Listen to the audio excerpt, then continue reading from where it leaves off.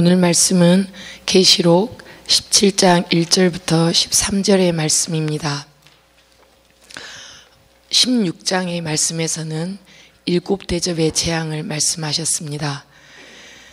용과 짐승과 거짓 선지자 새 더러운 영의 입술이 하나님을 비방했을 때 하나님께서 진노하시고 재앙과 심판을 내리셨습니다. 그리고 하나님께서 도둑같이 오시니까 깨어있고 자기 옷을 지키라, 하나님의 전신갑주를 입으라고 말씀하셨습니다. 그 7대접의 재앙이 끝난 다음에 오늘 17장의 말씀에서는 큰 음녀에게 내릴 심판을 말씀하십니다. 1절 말씀에 보면 많은 물 위에 앉은 큰 음녀가 나옵니다. 많은 물 위라는 말에 대해서는 유브라데스 강과 티그리스 강 사이에 운하가 있었던 옛 바벨론이라고도 말하고, 또 술이 물같이 흐르고 마르지 않게 했던, 그렇게 해서 타락을 했던 로마를 말한다고도 합니다. 그 큰 음녀가 받을 심판을 너에게 보여주리라. 보여준다는 말은 비밀을 드러낸다. 계시록 1장 1절의 말씀처럼 예수 그리스도의 계시니라, 반드시 속히 일어날 일들을 보여주겠다 하는 약속을 다시 한번 말씀하십니다. 이 비밀의 하나를 보여주시는 것이 큰 음녀가 땅의 임금들 음행하게 하고 땅에 사는 자들을 음행의 포도주에 취하게 합니다. 죄악에 물들게 하고 중독과 타락에 물들게 합니다. 죄를 짓게 합니다. 인간은 연약하고 쉽게 물드는 속성이 있기 때문에 전염이 빨리 되고 퍼집니다. 이 큰 음녀가 힘을 얻어서 세상의 짐승, 악을 타고 세상을 다스립니다. 피할 수 없는 사람들이 별로 없습니다. 악 중에 악이죠. 야고보서 1장 15절에 인간의 욕심이 잉태한 즉 죄를 낳고 죄가 장성하여 사망을 낳는다고 했습니다. 조그만했던 죄가 땅의 임금들까지도 음행하게 하고 모든 사람들이 음행의 포도주에 취할 정도로 커지게 됩니다. 또 다른 비밀의 하나로 그 큰 음녀가 붉은 빛의 짐승을 타고 3절부터 짐승을 타고 다니는데 죄 세력을 강화하고, 또 그 짐승의 몸에는 하나님을 모독하는 이름들이 가득 차 있습니다. 7머리와 10뿔을 가졌죠. 세상에 가득 찬 지식과 힘을 가지고 하나님의 이름을 모독합니다.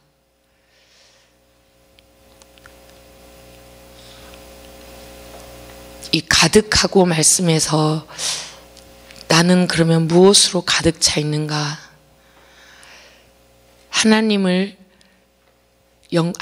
영광 돌리며 하나님께 감사하며 하나님께서 전지전능하신 분이시고 하나님께서 우리를 살리신 분이라고 고백하는 그 입술로,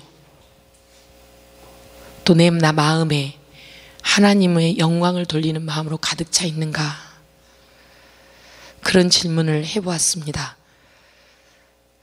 내가 입술로 새 더러운 영처럼, 16장의 새 더러운 영처럼 하나님의 이름을 비방하고 있지는 않는가?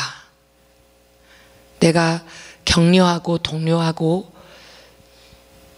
담대해지라는 말보다는 상처를 주고 나약하게 하고 부정의 말을 하고 있지는 않는가? 이 큰 음녀가 자줏빛, 붉은빛 옷으로 입고 있고 금, 보석, 진주로 꾸미고 있습니다.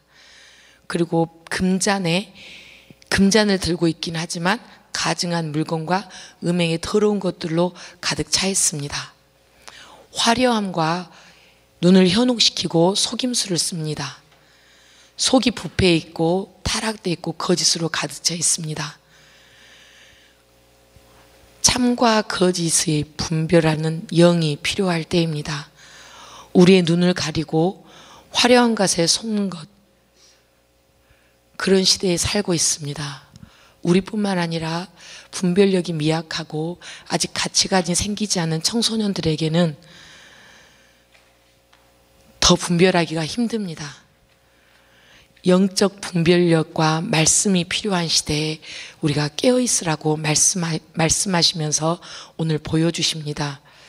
제가 이 말씀을 묵상하면서 예수님께서 잡히셨을 때 군인들이 마태복음 27장과 마가복음 15장에서 예수님께 자색옷과 홍포, 붉은빛 단 옷을 입힙니다.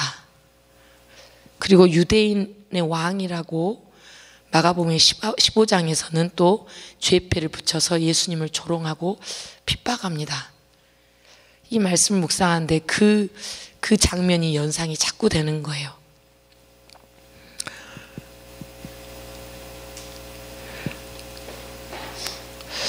우리에게 이것을 줄 테니까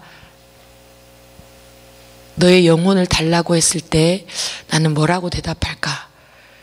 이렇게 화려한 모습으로, 눈에 부신 모습으로 금잔을 들고 나타났을 때 내 눈이 혹하지 않을까? 내 마음이 그것으로 따라가지 않을까? 진리가 아닌데 참이라고 그 말에 나도 동의하지 않을까? 그것이 예수님께 자색옷을 입히고 홍포를 입히는 것이고 예수님의 머리 위에 내가 조롱하는 말을 하는 것 아닌가? 그런 생각들이 막 났습니다.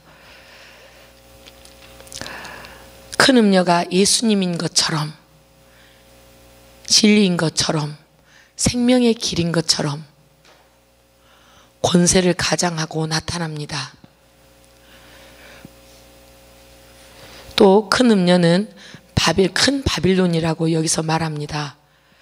5절에 큰 바벨론, 그리고 땅의 음녀들과 가증한 것들의 엄이라고 말합니다. 성도들의 피와 예수 증인들의 피에 취한다고 합니다. 복음의 역사, 그리고 기독교의 역사는 순교, 피 흘림의 역사였습니다. 얼마나 핍박을 하고 피를 흘리게 했는지 피에 취할 정도가 됐습니다. 생각만 해도 잔인하고 징그럽죠. 근데 양화진에 가면 그렇게 순교하고 피 흘린 우리 믿음의 조상들이 있습니다. 그 희생을 통해서 복음이 전파되었습니다. 또 예수님께서 피를 흘려주심으로 우리가 속량함을 받았고 구원함을 입었습니다. 오늘 17장에서 이 말씀을 묵상하면서 제가 자꾸 저 자신에게 질문을 던지는 한 주간이었습니다. 그럼 나의 헌신은 나에게 그런 희생의 각오가 돼 있을까? 자신이 없고 나의 버리기 힘든 나를 발견했습니다. 두렵고 약하고. 마태복음 16장에서 누구든지 제 목숨을 구하고자 하면 잃을 것이요 누구든지 나를 위해 제 목숨을 잃으면 찾으리라. 이 말씀을 해주셨는데도 불구하고 피 흘린다 그 앞에서는 한없이 작아지는 저를 발견합니다.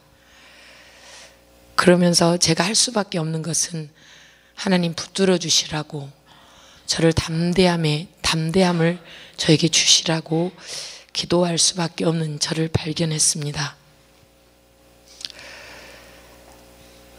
또 세 번째 비밀을 보여주십니다. 짐승이 전에 있었다가 지금은 사라지고 장차 나타날 짐승도 멸망할 것이라고 말씀하십니다.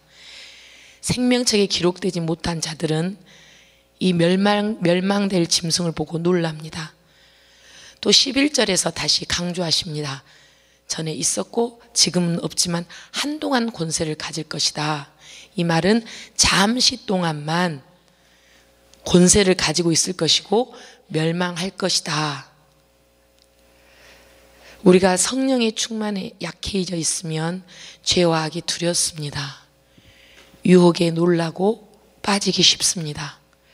그러나 우리에게 성령 충만하면 하나님의 이름이 이마 위에 적혀 있으면, 우리에게 하나님의 소속이 분명하면 죄의 짐승의 머리를 밟고 담대하게 될 줄 믿습니다.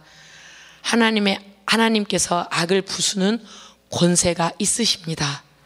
우리는 약해도 하나님의 힘에 의지하면 이 멸망될 짐승을 이길 수 있는 힘을 주신다는 것입니다. 영원하신 하나님, 모든 만물 위에 뛰어난 이름, 하늘 보좌에서 왕으로 다스리시고 모든 것의 근원이신 하나님께 능력이 있습니다. 오늘 큰 음녀, 비밀을 너에게 알려주고 나 하셨고, 또 5절과 7절 말씀에서 다시 한번 비밀, 짐승의 비밀을 우리에게 일러주셨습니다. 그 이유는 하나님의 자녀들인 우리가, 예수 피의 속량함을 입은 우리가 복음에 취하고 예수 구원의 피사랑에 반하고 소망을 가지라는 겁니다. 하나님의 말씀에 가득 차서 세상에 빠진 하나님의 자녀들을 찾아내어서 생명줄을 던져서 건지라고 말씀해 주십니다. 세상에 화려하고 세상이 시끌벅적하지만 하나님의 자녀들은 3절의 말씀처럼 광야로 가야 한다고, 광야 생활을 해야 한다고 말씀하십니다. 왜 3절에 이 비밀들을 말씀해 주시면서 성령으로 나를 데리고 광야로 가니라 하셨을까? 인생은 광야이고 괴로움과 질병과 아픔과 고독과 시험과 모든 것이 있는 외로운 인생길입니다.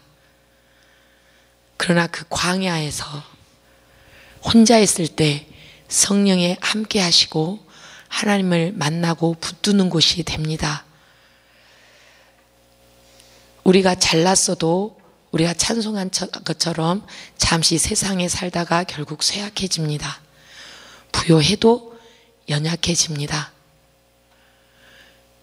그러나 우리가 이 광야에서 하나님을 만나면 하나님 성령에 붙들려서 살게 되고 하나님의 인도하심이 반드시 있습니다. 이 성령의 이끌림으로 나아갈 때 이 큰 음녀도 짐승도 우리에게는 두려움의 대상이 아닙니다. 하나님께서 승리하게 해주심을 믿고 예수 피로 우리에게 뿌려주시고 덮어주시고 발라주셨기 때문에 우리가 보호받음을 믿기 때문입니다. 우리가 이 믿음을 가지고 있으면 믿음의 어미, 기도의 어미, 성령 충만의 어미, 예수 피 생명을 전하는 어미, 영원한 생명을 나누는 어미가 됩니다. 하나님께서 그런 어머니로 세워주십니다. 우리가 평생 사는데 가증한 것들의 어미,